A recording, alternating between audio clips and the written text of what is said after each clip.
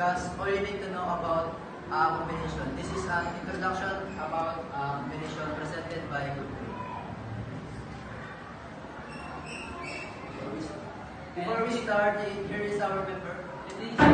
Nasabas Gidin, Castro Santino, Espitero Man, Collection, Masperini Error, Constitution, Peltijan, Solarico GC, Survey of Corte, and Ariato. Before we start, say what is combination? In mathematics, a combination is selection of items from a level set where the order of selection does not matter. For example, picking the number 1, 2, and 3 is the same combination as picking 3, 1, and 2. The term is also used to describe an ordered subset of set. And it is distinct from a permutation where the order of selection does not matter. The formula for combination is C times N R equals to N factorial. Snap for a variety pack. A snap bag contains 6 different snap items, but you can only choose to bring or break. How many different snap combinations can you pick? And R is equal to n factorial over r factorial. N is minus r factorial. C of 6 and 2 is equal to 6 factorial over 2 factorial of 6 minus 2 factorial. C is equal to 6 times 5 over 2 times 1. C is equal to 30 over 2. C is equal to 50. Therefore, there are 15 possible snap combinations you can choose. Choosing players for a sports team lineup. A coach needs to select 5 players out of 12 team members to represent the school in an inter-school match. How many possible groups of 5 players can be formed? Cn of r is equal to n factorial. Over r factorial times n minus r factorial. So, ang n natin is 12 and r natin is 5. Tapos, ang n factorial natin is 12 sa ating dito. So, same lang sila. Ang gagawin natin dito is papatext natin sila. So, 12 times 11 times 10 times 10 times 8. So, ang equal ko ito. Itong 2014.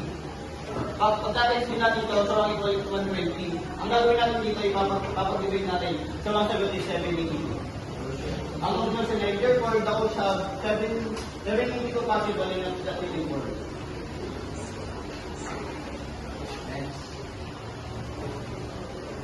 Properties of combination. Selection of objects where order does not matter. Symmetric property. Choosing one item from N is the same as not choosing the remaining N minus R items. Formula. C of n r equals C n and n is minus r. Ang ating n is 10 and ang ating r is 3 is equal to 10 factorial over 3 factorial times 10 minus 3 factorial. So 10 times 9 times 8 times 7 tapos over 3 times 2 times 5 is equal to 120. So, boundary property ay may formula na C of NR is equal to N factorial over R factorial N minus R factorial. Pinapitos lang yung given na 15 at 0. So, 0, 15, 0 is equal to 15 factorial over 0 factorial 15 minus 0 factorial. Tapos, pinag-divide yung 15 factorial over 15 factorial is equal to 1. Tapos, 15, 0, equal to 15 factorial over 0 factorial, 15, times 15 minus 0 factorial. C is equal to 15 factorial over 15 factorial is equal to 1. So, Given property.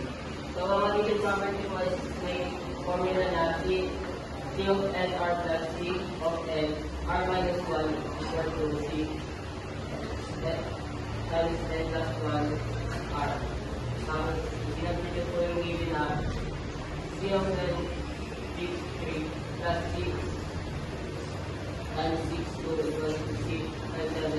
Tapos, dito, isinag na po na 6 times 5 times 4 times 6 times 5 times 4 over 3 times 2 times 1. equal to that 6 times 5 over 2 times 1 is equal to 7 times 6 times 1.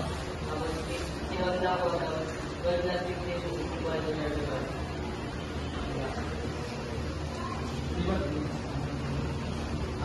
That's all for today. I